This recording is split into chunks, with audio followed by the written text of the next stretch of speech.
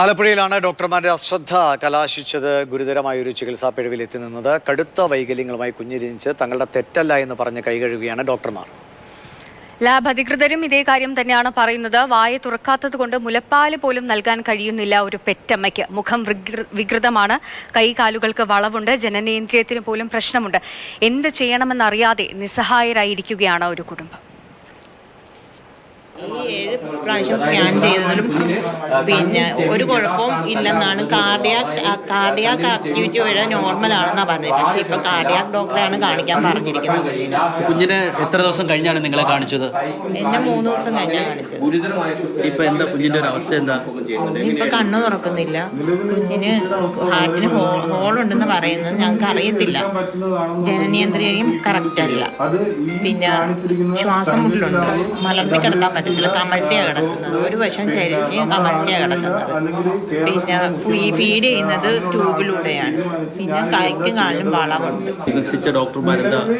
ചികിത്സിച്ച ഡോക്ടർമാർ സ്കാനിങ്ങിൽ കുഴപ്പമൊന്നുമില്ല. പിന്നെ ഞങ്ങൾ എങ്ങനെ കണ്ടുപിടിക്കാനാണ് ചികിത്സിച്ച ഡോക്ടർമാർ ചോദിക്കുന്നത്. സ്കാനിങ് സെന്ററിൽ പോയിരുന്നോ? സ്കാനിങ് സെന്ററിൽ ഞാൻ പോയില്ല. ഡോക്ടറുമായിട്ട് സംസാരിക്കുന്നതായിട്ട് അവരും പറയുന്നത് ഇച്ചിരി കൂടെ വ്യക്തതയുള്ള സ്കാനിങ്ങിൽ അതറിയാൻ പറ്റത്തുള്ളൂ എന്നാണ്. നമ്മൾ കൃത്യമായിട്ട് ഡോക്ടർമാർ പറഞ്ഞതനുസരിച്ച് എല്ലാ മാസവും സ്കാൻ ചെയ്തിരുന്നു. എല്ലാ മാസവും സ്കാൻ ചെയ്ത് അത് എനിക്ക് സാധാരണയിൽ കൂടുതൽ സ്കാനാണ് എനിക്ക് പറഞ്ഞിട്ടുണ്ടായിരുന്നത്. അതെല്ലാം ചെയ്ത് ലാസ്റ്റ് അഡ്മിറ്റ് ആയതിനു ശേഷവും സ്കാനിങ്ങിൽ പോയിരുന്നു. അതെല്ലാം ചെയ്ത് കറക്റ്റായിട്ട്. ഇപ്പം ഈ 4 ദിവസം കഴിഞ്ഞെന്ന് കുഞ്ഞിനെ കാണിച്ചപ്പോൾ ഈ പ്രസവിച്ച സമയത്ത് പറഞ്ഞിരുന്നു കുഞ്ഞിന് ഇങ്ങനെയൊക്കെയുള്ള ആരോഗ്യ ബുദ്ധിമുട്ടുകളുണ്ടെന്ന്? പ്രസവിക്കുന്നതിന് മുമ്പേ പറഞ്ഞിരുന്നു. അത് സിസേറിയൻ ആയിരുന്നപ്പോഴത്തേക്ക് എന്നെ ഒരു കുഞ്ഞിനെ കാണിക്കാമെന്ന് പറഞ്ഞിട്ടാണ് ഇവര് ചെയ്തത്. പക്ഷെ ഇവര് കുഞ്ഞിനെ കാണിക്കുകയോ എന്ത് കുഞ്ഞാണെന്ന് പറയുകയോ ഒന്നും എന്നോട് ചെയ്തില്ല. ഡോക്ടർമാർ തമ്മിൽ പറയുന്ന കേട്ടു കുഞ്ഞിന് അനോമലീസ് ഉണ്ട്, പിന്നെ 2 ദിവസത്തിൽ കൂടുതൽ കുഞ്ഞ് ജീവിച്ചിരിക്കത്തില്ല എന്ന് ഡോക്ടർമാർ പറയുന്ന ഞാൻ കേട്ടു. അത്രേ എനിക്ക് അറിയത്തുള്ളൂ. ഇവരൊന്നും എന്നെ വിവരമൊന്നും അറിയിച്ചിരുന്നില്ല. ഇവിടെ ആരോഗ്യാവസ്ഥ മോശമാണ്. കുട്ടിക്ക് പല കണ്ണിന് കാണിക്കണം, ഹാർട്ട് കാണിക്കണം, കാല് കാണിക്കണം, പല ഇത് കാണിക്കണം. കഴിഞ്ഞ ദിവസം ഞങ്ങൾ പോയിട്ട് തന്നെ ഭയങ്കര ഒരുപാട് ബുദ്ധിമുട്ടി.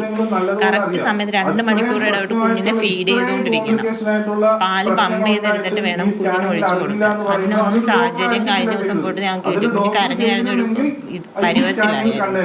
ഫർദർ ട്രീറ്റ്മെന്റ് പറഞ്ഞിരിക്കുന്നത് ആസ്റ്ററിലോ അല്ലെങ്കിൽ അമൃതയിലോ അങ്ങനെയുള്ള സ്ഥലങ്ങളിലാണ് ഫർദർ ട്രീറ്റ്മെന്റ് പറഞ്ഞിരിക്കുന്നത്.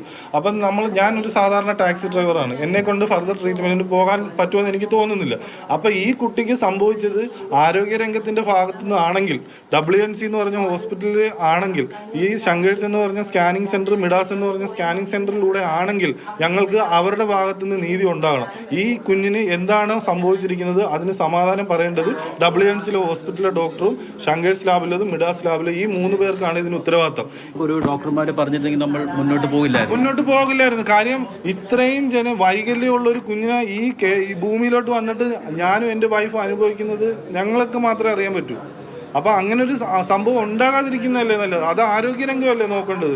ടെക്നോളജി ഒരുപാട് വളർന്നിരിക്കുന്ന സമയത്ത് ആരോഗ്യരംഗത്തിന്റെ ഭാഗത്ത് ഇങ്ങനെ ഒരു വീഴ്ച ഉണ്ടാകുമ്പോൾ അവിടെ ഇപ്പം WNCയിലെ ഷേർലി മേഡത്തോട് സംസാരിച്ചപ്പോൾ ഷേർലി മേഡം പറയുന്നത് പുള്ളിക്കാരി ഇങ്ങനെ ഉണ്ടാകാം. ഞാനൊരു റേഡിയോളജിസ്റ്റ് അല്ല, ഗൈനക്കോളജിസ്റ്റ് ആണ്. അവിടെ കൊണ്ട് WNC കൈയൊഴിയുന്ന രീതിയിലാണ് സംസാരിക്കുന്നത്. കാര്യം നമുക്കിത് എന്ത് ചെയ്യണമെന്ന് അറിയാൻ മേലാത്ത ഒരു അവസ്ഥയിലേക്കാണ് ഞാൻ എത്തിയത്. ആ അവസ്ഥയിൽ നിന്ന് ഇപ്പൊ ഇങ്ങനെ നിൽക്കുന്നത് എന്തോ ഈ കുഞ്ഞ് ഇങ്ങനെ ജീവിക്കുന്നത് കൊണ്ട് ചിലപ്പോൾ ഇങ്ങനെ നിൽക്കുന്നതാണ്. കാര്യം എനിക്ക് എന്തെങ്കിലും സംഭവിച്ചു പോയി കഴിഞ്ഞാൽ പിന്നെ ഇവരുടെ ജീവിതം എന്താകും എന്നുള്ളത് ചിന്തിക്കുന്നില്ല. ഇപ്പൊ ഈ കുഞ്ഞിനെ കൊണ്ട് ഞാൻ എന്ത് ചെയ്യണമെന്നുള്ളത് ആരോഗ്യവകുപ്പും പിന്നെ WNCയിലെ ആശുപത്രിയിലെ ഡോക്ടർമാരും സ്കാനിങ് സെന്ററും പറയണം. പോലീസ് എന്താ മൊഴിയെടുത്തു? നിങ്ങളുടെ പോലീസിന്റെ മൊഴിയുടെ പ്രകാരം FIR ഇട്ടിട്ടുണ്ട്. സൗത്ത് പോലീസ് സ്റ്റേഷനിലാണ് FIR ഇട്ടിരിക്കുന്നത്. ആ FIRന്റെ അടിസ്ഥാനത്തിൽ കേസ് അന്വേഷണം നടക്കുന്നുണ്ടെന്നാണ് പറഞ്ഞത്. ഈ സംഭവത്തിൽ ഇപ്പോൾ ഒരു അന്വേഷണം കൂടി പ്രഖ്യാപിച്ചിട്ടുണ്ട്. DMOയുടെ നേതൃത്വത്തിലുള്ള വിദഗ്ധ സംഘമാണ് അന്വേഷിക്കുക. കളക്ടറേറ്റിൽ ചേർന്ന അടിയന്തര യോഗത്തിലാണ് തീരുമാനം. രഘുനാഥ് നാരായണൻ നൽകും വിവരങ്ങൾ. രഘു, ഗുരുതരമായ ഒരു വീഴ്ച, ഡോക്ടർമാർ കൈയൊഴിഞ്ഞു, സ്കാൻ ചെയ്ത ലാബും കൈയൊഴിഞ്ഞു. ഇവർക്ക് ആർക്കും ഇങ്ങനെ ഒരു പ്രശ്നം ഉണ്ടായിരുന്നു എന്ന് അറിയില്ല എന്നാണ് പറയുന്നത്. പക്ഷേ നമുക്ക് ഈ പറഞ്ഞ പോലെ ഒരു വിദഗ്ധ അന്വേഷണം നടത്തിയാൽ മാത്രം ഇതിന്റെ വസ്തുത എന്താണ് എന്ന് അറിയാൻ കഴിയുള്ളൂ. ഒരു അന്വേഷണം കൂടി നടക്കാൻ പോവുകയാണ്. കൂടുതൽ വിവരങ്ങൾ എങ്ങനെയാണ്? ആരോഗ്യവകുപ്പ് നേരത്തെ തന്നെ ഒരു അന്വേഷണം പ്രഖ്യാപിച്ചിട്ടുണ്ട്. ജോയിന്റ് ഡയറക്ടറുടെ നേതൃത്വത്തിൽ അവർ തിങ്കളാഴ്ച ആശുപത്രിയിലെത്തി തെളിവുകൾ ശേഖരിക്കുമെന്നുള്ളതാണ് മനസ്സിലാക്കുന്നത്. ഉച്ചയോടുകൂടി ആലപ്പുഴ ജില്ലാ കളക്ടറേറ്റിൽ MLA അധ്യക്ഷതയിൽ ജില്ലാ കളക്ടറും DMOയും ഇവിടെ കടപ്പുറം ആശുപത്രി സൂപ്രണ്ടിൻ്റെയും ഒക്കെ സാന്നിധ്യത്തിൽ ഒരു യോഗം ചേർന്നിരുന്നു.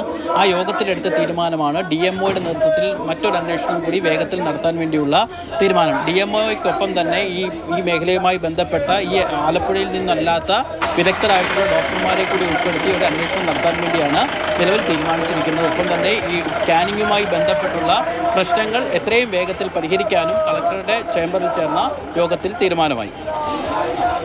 ശരി, രഘുനാഥ് നാരായണനാണ് വിവരങ്ങൾ നൽകുന്നതിൽ. അന്വേഷണങ്ങൾ വേഗത്തിൽ നടക്കട്ടെ. എന്താണ് പറ്റിയത് എന്നത് വിദഗ്ധർ ഈ തന്നെ ഗർഭസ്ഥ വ്യക്തമാക്കേണ്ട ശിശുവിന് എന്തെങ്കിലും പ്രശ്നമുണ്ടോ എന്നത് അറിയാൻ കഴിയുക സ്കാനിങ്ങിലൂടെ മാത്രമാണല്ലേ. അതുകൊണ്ടാണ് പ്രോപ്പർ ആയിട്ടുള്ള സ്കാനിങ് നടത്തണം.